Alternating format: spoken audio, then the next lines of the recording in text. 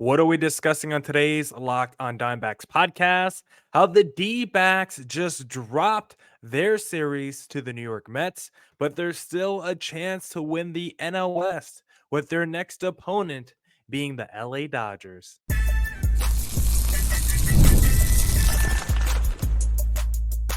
You are Locked on Diamondbacks, your daily Arizona Diamondbacks podcast, part of the Locked on Podcast Network, your team every day. Welcome into the Locked on Dimebacks podcast, part of the Locked on Podcast Network, your team every day. You're listening to who? The always charismatic host of this podcast, Millard Thomas. I'm a multimedia journalist and I'm a graphic designer, so please go check out my website, millardthomas24.myportfolio.com to see all of my latest work. Today's episode is brought to you by Prize Picks, the easiest and most exciting way to play daily fantasy sports. Go to prizepicks.com/lockedon and use code all lowercase Locked on MLB for a first deposit match up to $100. On today's Locked on Diamondbacks podcast, we'll talk about the D-backs series loss to the New York Mets, how the NL West is on the line with their next opponent, the LA Dodgers, and what should the D-backs do with expanded rosters on September 1st. Thank you for making Locked on Diamondbacks your first listen every day. I would not be able to do this podcast without you, my loyal listeners, sharing, subscribing, reviewing, doing all that so I could do this podcast for you. Thank you. It's free. It's available on all platforms. So please continue to tell your friends. And one of those platforms is YouTube. Please hit subscribe to Locked on Diamondbacks on YouTube. All right. Let's get back into the Locked on Diamondbacks podcast. And let's talk about this series loss to the New York Mets because this was a frustrating series to watch the D-backs play. Kind of reminiscent of the Tampa Bay Rays, where you felt like it was the D-backs who more gave this series away than even the opponent taking it from the D-backs. This was a series where it was a lot of mistakes by Arizona.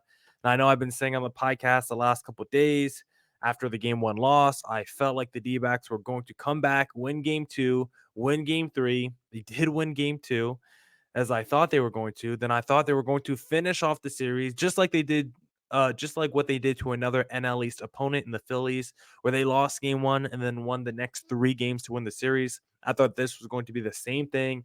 Lose game one to the Mets, win the next two. They were able to win game two. Unfortunately, game three took a two-run lead off the Randall Grichuk home run, but the offense went stagnant.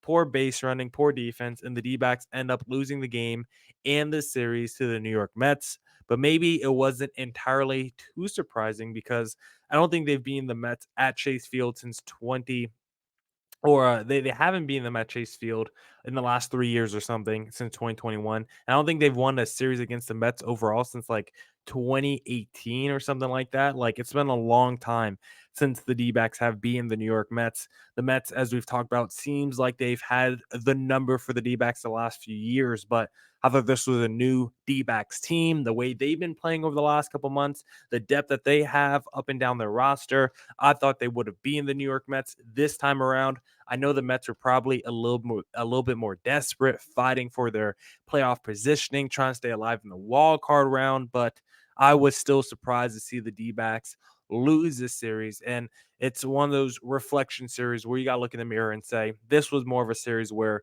we shot ourselves in the foot. We didn't do a good job of trying to secure this series victory because a lot of bad base running in this game on Thursday. We saw Jock Peterson run into an out trying to steal second base with that was just a terrible send. Saw Jake McCarthy get picked off first base as well, like the D-backs did a terrible job of just poor base running in this series. We saw a poor defense by Adrian Del Castillo. I love ADC. I think he should be the backup going forward behind Gabriel Moreno. But the reason you can't get to the next level with ADC as an everyday catcher is because his defense is just not good. Struggles to make that throw down to second on those steals. Not very accurate, not the strongest arm either. Sometimes he doesn't always make the tag either, like we saw with that Gurriel play at the plate in game number two. Sometimes his framing's not always the best. Like there's a lot that needs to be worked on with ADC's defense. I love his bat. I love his patience at the plate. I love his clutch factor, but Adrian Del Castillo definitely needs to work on some more fundamentals when it comes to the defensive side of being a catcher. So Gabriel Moreno definitely needed there. We saw the D-backs offense with their only opportunity with the runners in scoring position late in the game. You had first and third, one out after some chaos by the D-backs on the base path. You got Eugenio Suarez on third, Kevin Newman at the plate, one out, and Newman does the cardinal sin of grounding into a double play in that situation. Just terrible to see because it felt like the D-backs were going to win the game, honestly, in that situation. I thought Newman was going to come through, just do something like a little sack fly. I didn't think Newman was going to get a hit in that situation, but I thought we get a sack fly here.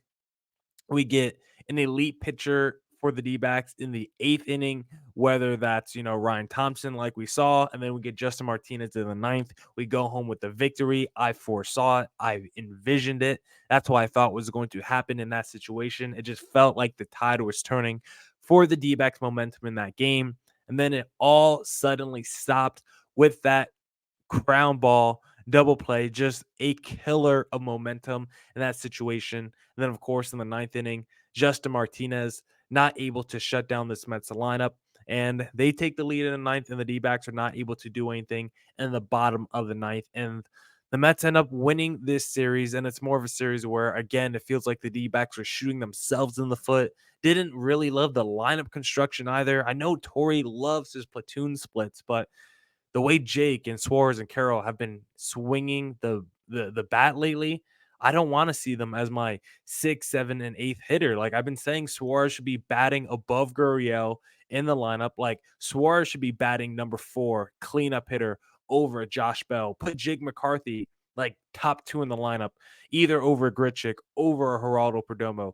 Corbin Carroll has displayed so much power recently. Maybe he should have been like number 6 in the lineup. Like if you did like Jake McCarthy, Randall Grichuk, Gurriel, Suarez, Josh Bell, Corbin Carroll, and then however you want to do it after that. Like, I just think there could have been a better way to stack the lineup where you could get Suarez a little bit higher in the lineup, Carroll a little bit higher in the lineup, Jake McCarthy definitely higher in the lineup as well. Move the Grichuks, put Perdomo back in the bottom in that number 9 hole. I just don't like the way Torey Lovello does his lineup construction at times. We've talked about it a lot. He likes to go with the platoon splits way too much, and sometimes you just have to field your best lineup. And I don't think Torrey has done that. Even though the D-backs offense has been insane the last couple months, there still has been a lot of situations where I'm like, man, even though we had a good offensive game, I did not like the way Torey Lovello constructed that lineup tonight, and I don't like the way he did it in this game either. The best thing that we did see in this game, Ryan Nelson, once again, just looked fantastic. I mean, gave up 8 hits, and that was probably the worst part of his start. Like, he gave us 6 and a third, 2 earned runs. It was a quality start by Ryan Nelson, and we still felt like he left a little bit left on the table. Like, that's where we are at this point of Ryan Nelson. He can pitch into the 7th with less than 3 earned runs allowed, and we feel like it wasn't as good as it could have been.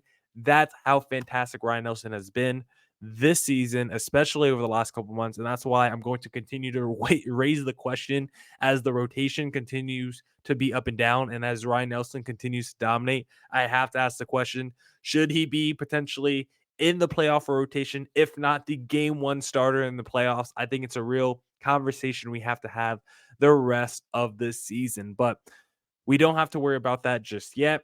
D-backs right now have to focus on the NL West. You check the standings. Dodgers haven't played yet, so if they win tonight, D-backs will be 4 games back. If they lose, D-backs will be 3 games back. But either way, D-backs' next opponent, of course, is the LA Dodgers, where they will have an opportunity to really stake their claim in the NL West, and we'll preview that series next in segment number 2. But hey, if you want to stay hydrated this summer, because of course we know about that Arizona heat, then the thing you're going to want to use to stay hydrated, of course, is going to be liquid IV. Because when you're taking in America's pastime, don't forget to hydrate with liquid IV's popsicle firecracker flavor, a surefire summer hit. Pair, pour, live more. One stick plus 16 ounces of water hydrates better than water alone. Powered by LIV Hydroscience, an optimized ratio of electrolytes, essential vitamins, and clinically tested nutrients that turn ordinary water into extraordinary hydration. 3 times the electrolytes of the leading sports drink, 8 essential vitamins and nutrients. Always non GMO, vegan, gluten free, dairy free, and soy free. No more thirsty summers when you indulge in hydration with Liquid IV. Get 20% off your first order of Liquid IV when you go to liquidiv.com and use code MLB at checkout. That's 20% off your first order when you shop Better Hydration today using promo code MLB at liquidiv.com.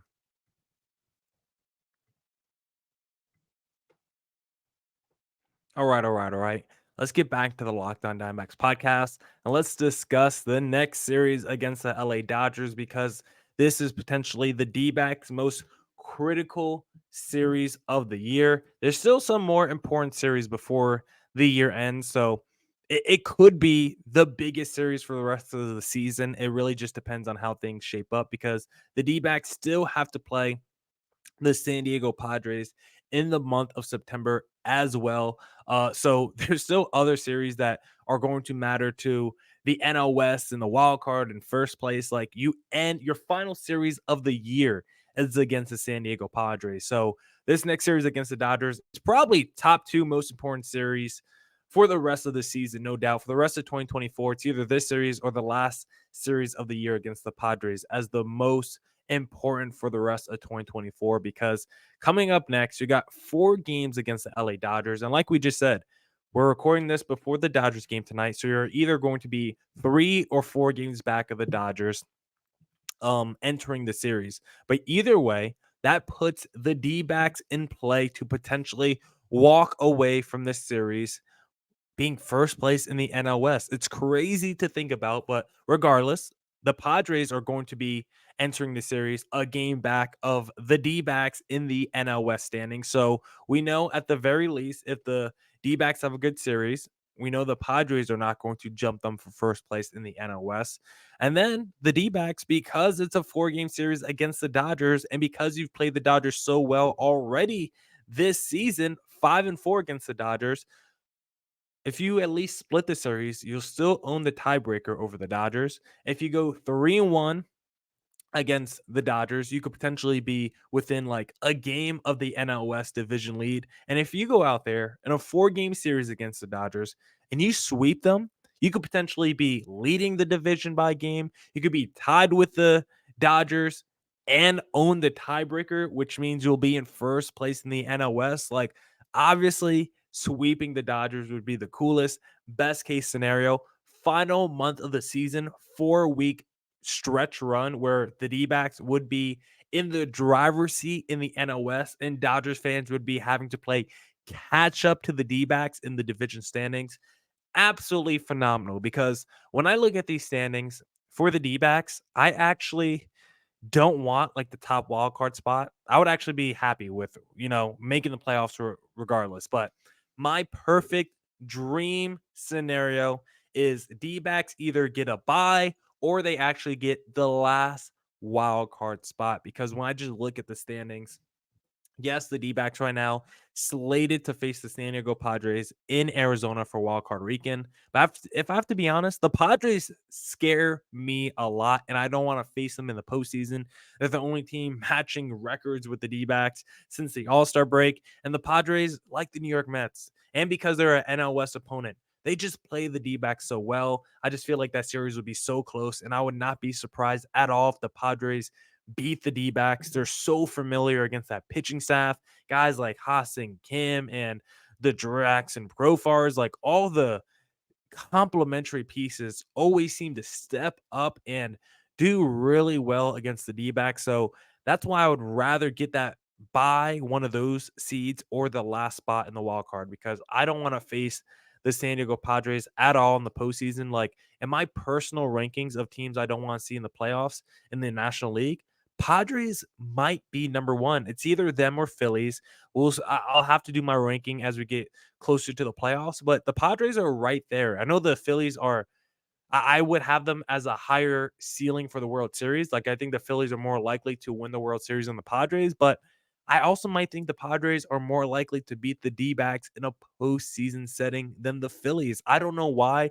Just the Padres are one of those teams that scare me, and I just feel like they play Arizona really well. So my perfect scenario is the D-backs get a bye or they somehow fall all the way to the third wild card spot, which sounds scarier than trying to get a bye. So that's why the D-backs need to win this next series against LA Dodgers. I don't want to see the D-backs start losing and then all of a sudden now we're clinging on to that third wild card spot. That just sounds very stressful. I don't want to have to deal with that. I would much rather be in first place in the NL West, have one of those top two spots in the for the buys, and then watch Dodgers fans sweating for the rest of the regular season and watch them try to play catch up to the D-backs. And then you go into the playoffs and you get to just relax during wild card weekend. I know some people have questions about that after seeing last year's postseason.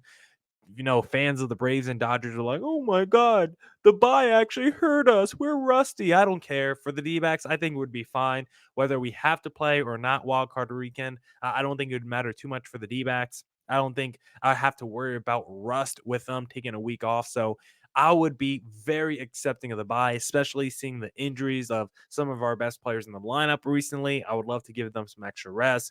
Gallen, Kelly, Fott, I would all of them to get some extra rest as well. So give me one of the buys over any of the wild card spots. And if it has to be a wild card spot, I prefer the third wild card spot. I just don't want to have to live through the stress of making sure we maintain that the rest of the regular season. But I would love to go against Milwaukee in the first round again of the wild card round. Milwaukee does not scare me at all. I would love to face them, but I don't think that's going to happen. So let's hope we get one of the buys as we now face the LA Dodgers. And when you look at the little probable pitchers for this next series against the Dodgers, Kershaw in game number one. I mean, you win game number one if you're the D-backs. That might inspire the confidence that you need for the rest of the series because if you go out there and dominate Clayton Kershaw again, I don't think they've seen him since the postseason outburst that they had against him. So that would just do so well for the D-back psyche and just destroy the Dodger psyche. Gavin Stone in game number two, fine. Jack Flaherty in game three, fine. And then Walker Buehler in game four, who has been struggling. We will see a pretty solid Dodgers rotation. And then for the D-backs, Gallen, Kelly, Fott, Erod, going to be a crazy 4-game set. I will definitely be at least two of the games most likely. So if you see me, definitely come say what's up. Come say hello. I will be at the D-backs versus Dodgers game. So I hope to see you guys there as well. And let's hope the D-backs can steal this division and one of the buys from the LA Dodgers. Now we'll talk about what the D-backs should do with expanded rosters in segment number 3. But hey, if you're looking to win some money and play some daily fantasy sports, then I suggest Prize Picks because Prize Picks is America's #1 daily fantasy sports app with over 5 million active members. It is the easiest and most exciting way to play daily fantasy sports. Unlike other apps on Prize Picks, it's just you against the numbers. All you do is pick more or less on 2 to 6 player stats projections and watch the winnings roll in. Get in on the daily action with your friends and become part of the Prize Picks community today. You can now win up to 100 times your money on Prize Picks with as little as 4 correct picks. You can now turn $10 into $1,000. Download the Prize Picks app today and use code LOCKEDONMLB and get $50 instantly when you play $5. That's code LOCKEDONMLB on Prize Picks to get $50 instantly when you play $5. You don't even need to win to receive the $50 bonus. It's guaranteed. Prize Picks, run your game. All right. Let's get back into the Locked On Diamondbacks podcast. And with September 1st right around the corner, let's talk about what the D-backs should do with expanded rosters because you get to add another pitcher and another position player once September 1st hits. And so, what should the D-backs do with their expected roster spots? We are expecting 3 guys back for the D-backs by potentially next Tuesday, which will be September 3rd. So, D-backs could maybe make a move and call somebody up once September 1st hits. But let's talk about what the D-backs should do once everyone's back and healthy, once we have the full roster, what I think the D-backs should do with those extra roster spots. Because once a Christian Walker comes back, the D-backs currently have two guys called up who are first basemen, and Josh Bell and Pavin Smith.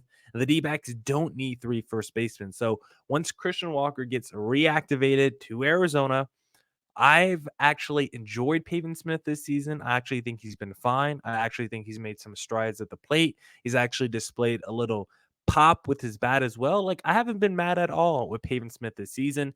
270 average and a 790 OPS in 71 at bats. Like, I'm not mad at it, Pavin Smith. But unfortunately, when Christian Walker comes back, we're going to send you down to the minors, because with Christian Walker there, you got an elite first baseman. Now you have the best backup first baseman probably in baseball, Josh Bell. Like, I don't need a third first baseman who can't play defense at first and can't put him anywhere else defensively in his bat.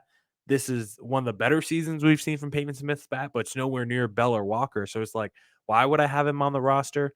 Once Ketel Marte gets back, I'm sorry, I don't need a Luis Guillorme. I'm okay riding with Marte, Newman, and Perdomo as my three infielders, with just Newman as like the go-to guy off the bench. I'm fine with Luis going back to wherever he was.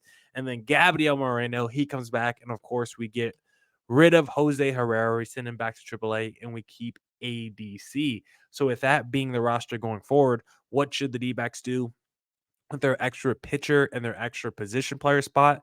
Well, there's some obvious options for who should that extra pitcher be for the D-backs, because you got Slade Ciccone, you got Yilber Diaz, you got Scott McGuff, you got Tommy Henry, and got Blake Walston. I could tell you off the bat, Tommy Henry, I probably wouldn't want to see. He has struggled this season. He hasn't been the greatest in the minors, and he just has the lowest ceiling of any of those. Outside of Scott McGuff, he probably has like the lowest ceiling of any of those pitchers I just mentioned. Just doesn't throw very hard. Not a super fan of his stuff. And as like a long reliever type, like I just don't think Tommy Henry exactly works in that scenario. So I'm probably out on him. Scott McGuff, I'm also just out on because he is not good. That's probably all the analysis I really need to give. Scott McGuff just isn't good. He hasn't been good since day one with the D-backs. He hasn't been good at all this season in the limited amount of times he's pitched. 29 innings pitched. He gave up 22 earned runs for a 6.83 ERA, a 1.62 whip in the majors this season. I'm just off Scott McGuff as well. And so it really, it comes down to two guys for me, because I'm also off the Slade Ciccone bandwagon. Slade, I used to be in. Last season, I thought he was good for the D-backs. I thought he really flashed some stuff as a potential long reliever, as a maybe last starter in your rotation. I thought Slade maybe had a little bit of upside, maybe a little potential. I didn't think he was going to be like a number one or anything, but I was like, okay, Slade could potentially be uh, a major league pitcher with the D-backs for the next few years. And what we've seen from him this season, I'm just off the Slade bandwagon. Gives up way too many hits, doesn't strike out enough people, a lot of hard contact, a 6.14 ERA, 73 innings pitched this season. I'm just off Slade as well. Like, whoever the D-backs call up, I want them to actually be solid, and I want to have some belief they could do something for the D-backs out of the pen. And I don't feel that way with Slade, with Tommy Henry, or Scott McGuff. This really comes down to Yilber Diaz or Blake Walston for me this year. And I probably lean Yilber Diaz because of him being a righty. I don't think the D-backs want to add a four lefty with Mantiply, Puck, and Jordan Montgomery already in the pen. I don't think they'll go with a Blake Walston.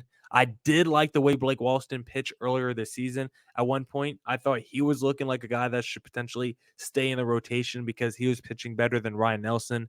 At one point, he's got 2.84 ERA in his two starts that he made, 3 games pitched. So I was actually a big fan of Blake Walston for most of the season, and his numbers have been fine in Reno as well. But I think the guy you're probably going to lean in that situation is a Yilber Diaz, who's a righty. I really enjoyed him when he did pitch for the D-backs this season. He's been really good since being sent back down to Reno. 2.82 ERA and 22 innings pitch. I think Yilber Diaz has good stuff. I think he has good strikeout stuff.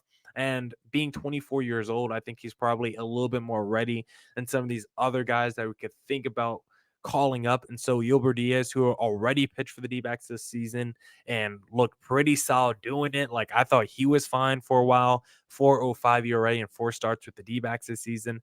I thought he was solid. So if the D-backs have to pick a pitcher to call up, Scott McGough uh, could be the logical option just because he's a veteran and we've seen him pitch with the D-backs. He has the most experience with the D-backs of any of these guys, but I think he might be the worst. Tommy Henry, I think, has maybe the lowest ceiling. And Slade Ciccone, I just don't like the way he's looked at all this season. Blake Walston, another lefty, is probably too much as well. So I think Yolbert Diaz is the clear-cut choice for the pitcher that should be called up with expanded rosters. And then looking at position players, this is another interesting one because if I'm sending down Pavin Smith, I think the question would be is do you want like another infielder to be called up with the D-backs, or should the D-backs even be looking at the outfield? Because I think it would really come down to like a Blaze Alexander or like a Jorge Barosa if the D-backs want to call up a position player. Blaze, I think, would make a little bit more sense because I think the infield depth is not as strong as the outfield depth. And so because of that, I could see Blaze getting the call up. His bat, I still think is intriguing, despite him not hitting the ball very well the last couple months. Still think his bat is intriguing. His defense needs to get a little bit better. But maybe Jorge Barosa is like the better guy if you need like a pinch runner, a defensive replacement late in the game. Like if you're just talking about another body on your bench that could be called into a specific situation, whether it's late game defensive substitution, pinch runner, something along those lines, then maybe the D-backs go the Jorge Barosa route. But whoever they choose for the position player, I don't think will make as much of an impact as maybe that pitcher potentially could, because whoever the D-backs call up to be the pitcher could be even a better option than Jordan Montgomery. Like if you did want to go the Blake Walston route, like he's probably a better option, to be honest, as your third lefty than a Jordan Montgomery. I just don't know if the D-backs want to hold 4 lefty relievers because that just might be too much in a pen. That's why I like Yolbert Diaz there. And then probably Blaze Alexander or Jorge Barosa. You could really flip a coin between any of those two guys, but I probably like our outfield depth a little bit more, so I'll probably lean Blaze Alexander in that situation. Now, that's it for this edition of the Locked On Diamondbacks podcast.